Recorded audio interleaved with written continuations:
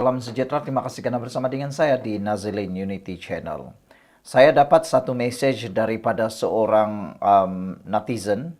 Beliau kata, sekarang ini ada gerakan memberontak dalam parti PKR.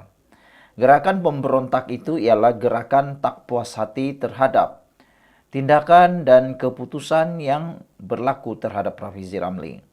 Bukan sekadar mereka nak mempertahankan Rafizi, tapi kata mereka, mereka tak suka dengan apa yang berlaku dalam parti PKR. Yang lebih mereka pening kepala ialah apabila pendedahan yang luar biasa didedahkan oleh Rafizi dalam kempen Hirup. Rafizi tibai parti dia sendiri. Rafizi hentam parti dia sendiri. Dengan itu, dengan pendedahan daripada Rafizi itu, banyak perkara-perkara busuk yang timbul. Banyak perkara-perkara yang agak busuk mula diketahui. Itu sebabnya ada netizen ini, dia kata ada gerakan memberontak yang mungkin akan digerakkan tidak lama lagi, dan gerakan memberontak itu mungkin akan menjadi satu pukulan padu maut kepada kepimpinan PKR. Apakah yang akan terjadi kepada PKR selepas ini?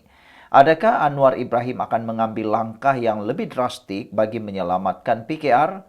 Itulah soalan yang perlu kita jawab. Tapi sebelum itu saya nak kongsi dengan Anda semua satu produk For Life Run Factor. Produk ini sangat bagus. Dia bukan obat. Dia adalah produk untuk meningkatkan imun tubuh badan kita. Secara ringkasnya, kita sakit karena imun badan kita lemah dan juga bodoh. Imun badan yang bodoh menyerang tubuh badan kita sendiri. Untuk kita jadi sehat, kita perlu menguatkan semula daya tahan badan kita yang dikenali imun itu dan mendidik semula imun kita menjadi kuat semula. Dengan kekuatan daya imun itu, kita boleh bebas dan sehat selama-lamanya daripada penyakit kita karena imun tubuh badan kita itu karunia daripada Tuhan Yang Maha Esa. Jadi cepat, siapa yang mau produk ini, cepat hubungi nomor tertera ini. Saya akan kongsikan dengan Anda bagaimana dan apa manfaatnya. Baru sebentar tadi ada seorang yang bertanya tentang masalah kencing kerap pada waktu malam dan berbuih kencingnya. Saya kata itu boleh diselesaikan. Siapa yang ada masalah sama seperti itu boleh hubungi saya. Oke lah. Nah, cerita sekarang ini tentang gerakan memberontak dalam PKR yang kononnya sedang digerakkan. Saya tertanya-tanya jugalah siapa dan bila. Siapa itu pula nak tanya satu hal.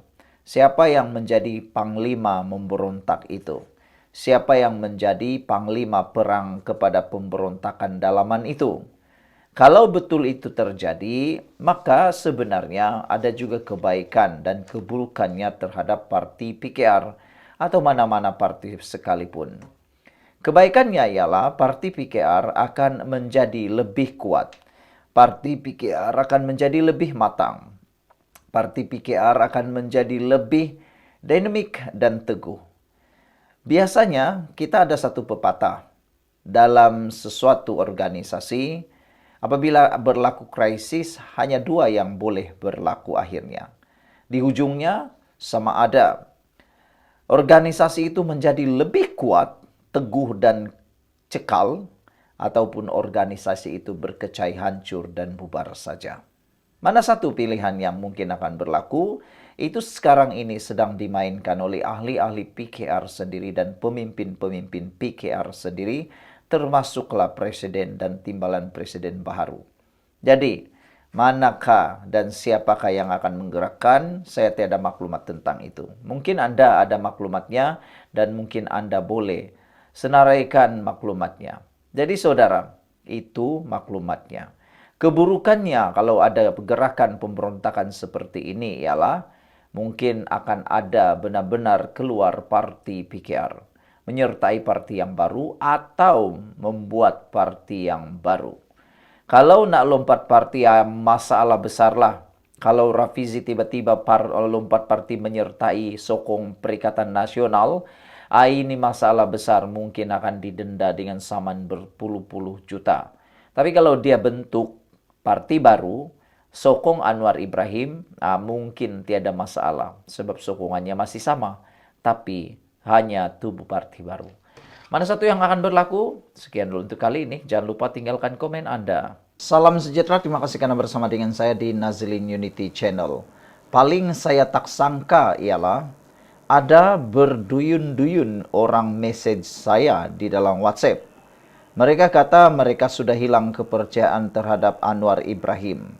Mereka kata gara-gara kes seakan-akan Rafizi Ramli ditikam dari belakang, membuatkan mereka kurang kepercayaan lagi terhadap Anwar Ibrahim dan PKR.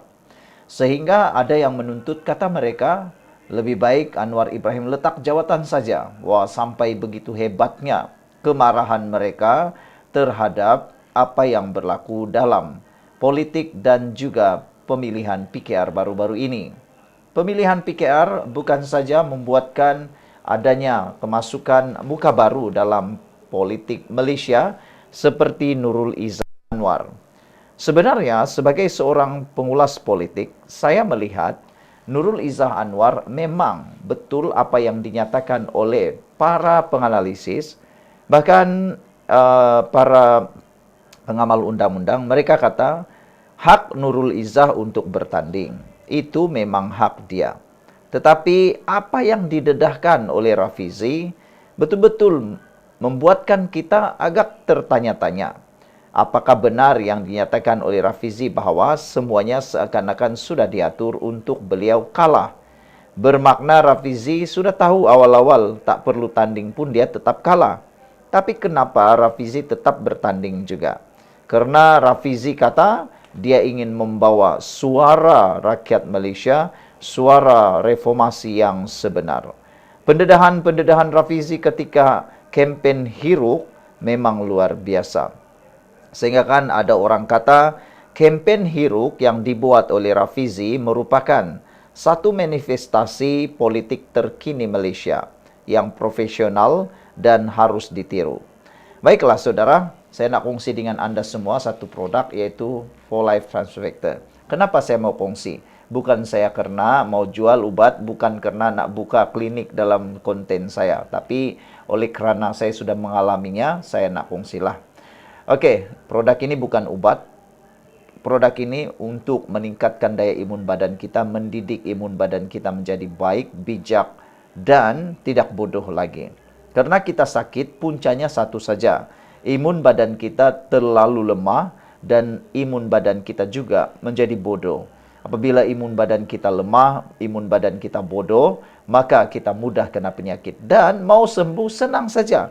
Tingkatkan semula kualiti imun kita, kekuatan imun tubuh badan kita, dan didik semula imun badan kita yang bodoh itu untuk bertindak balas, melawan penyakit dan menyembuhkan kita. Kalau berminat dengan produk ini, sila kontak saya di nomor ini. Dan paling penting sekali, baru sebentar tadi ada satu case dalam kumpulan saya, case kencing manis yang hampir dipotong kaki.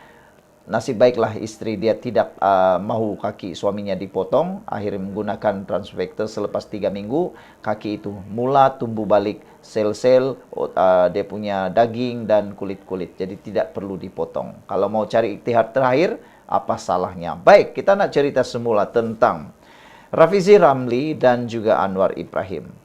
Ada yang menuntut Anwar Ibrahim letak jawatan atau mohon maaf dan berusaha memujuk semula Rafizi Ramli. Sampai begitu sekalinya retak yang berlaku dalam PKR gara-gara berlaku pemilihan kepimpinan PKR. Tapi yang hebatnya sebenarnya ialah mana-mana parti tahu apabila pemilihan tertinggi, pemilihan pemimpin tertinggi satu parti, pasti akan berlaku pergolakan seperti ini. Kenapa PKR terlalu ketara? Sebab satu sahaja parti di Malaysia ini yang ada membuat pertandingan sepenuhnya jawatan. Itu sebabnya kenapa terlalu ketara PKR. Sebab mereka mempertandingkan semua jawatan termasuk presiden. Kenapa pas tiada pergolakan? Sebab mereka tidak pertandingkan jawatan-jawatan besar. Takutlah Tuhan, tidak berani pengecut. Kedua, UMNO pun begitu juga. Apa jawatan yang tidak dipertandingkan? Anda tahu, Itu sebabnya mereka tidak pergolakan. Lihat lagi PAS, lihat lagi Bersatu. Kalau Bersatu, entahlah apa jawatan yang dipertandingkan pun kita tidak tahu. Parti yang lain seperti Parti Muda. Nah, ini lagi lah. Jadi semua parti kalau bertanding pasti ada golak. Tapi semua tidak berani tanding. Hanya PKR saja yang berani mempertandingkan jawatan dalam parti mereka.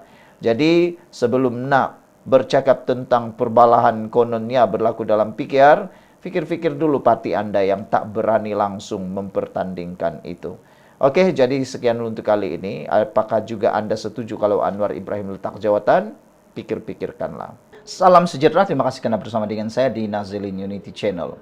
Petang tadi aku terkejut, ada satu hantaran di ruangan Facebook dan juga di ruangan WhatsApp saya. Dia kata, Rafizi Ramli akan menarik semula peletakan jawatan beliau sebagai Menteri Ekonomi.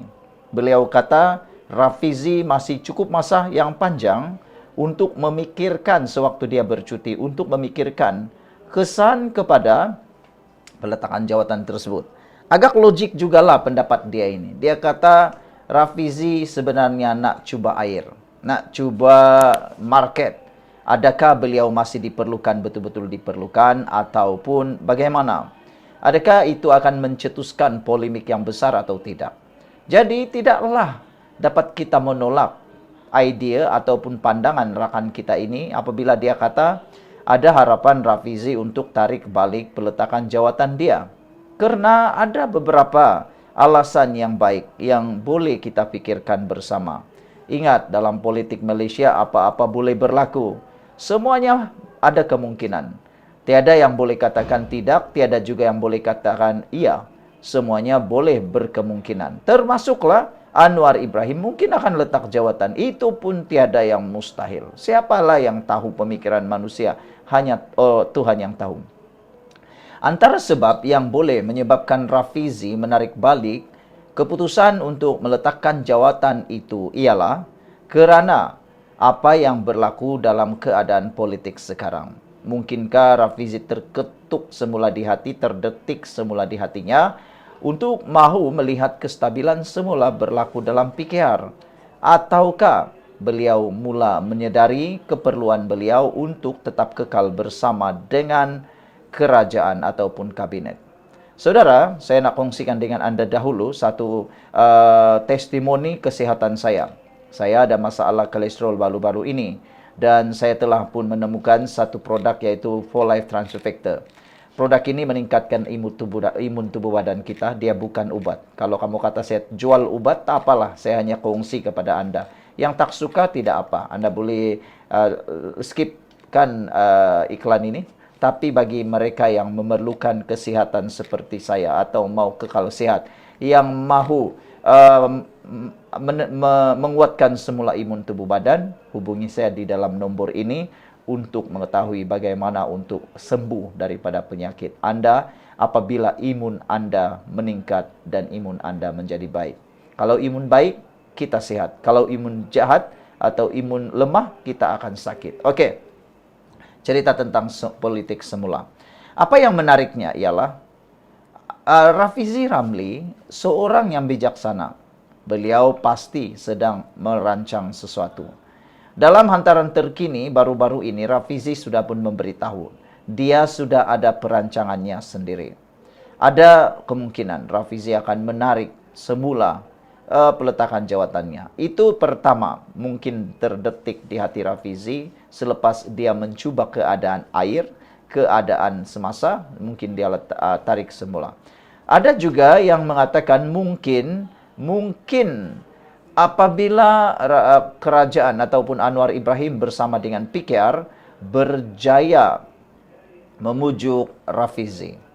Kalau mereka berjaya memujuk Rafizi dengan tawaran-tawaran tertentu, termasuklah memberikan tawaran sebagai penasihat kepada PKR, sudah tentu mungkin besar kemungkinan Rafizi akan menarik semula peletakan jawatan beliau itu. Siapa yang tahu kan, mungkin ada perbincangan tertentu di dalam PKR.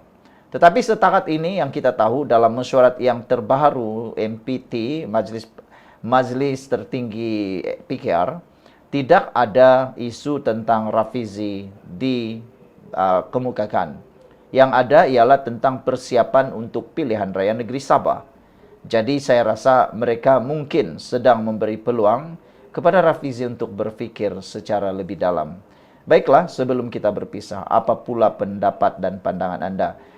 Pandangan saya yang paling akhir sekali ialah menjadi kerugian kepada PKR jika Rafizi dibiarkan begitu sahaja. Rafizi mempunyai kualiti yang sangat besar. Bagi saya, untuk pasukan orang muda, tiada lagi yang lebih baik daripada Rafizi dalam PKR. Kalau tiada Rafizi, saya tidak tahu siapa yang boleh menggantikan Anwar Ibrahim sebagai Perdana Menteri. Kalau bukan Rafizi, saya pun tak yakin siapa yang dapat menjadikan PKR menjadi kuat semula. Karena sudah terbukti tanpa Rafizi, perjuangan PKR menjadi lesu. Sekian dulu, kita jumpa lagi.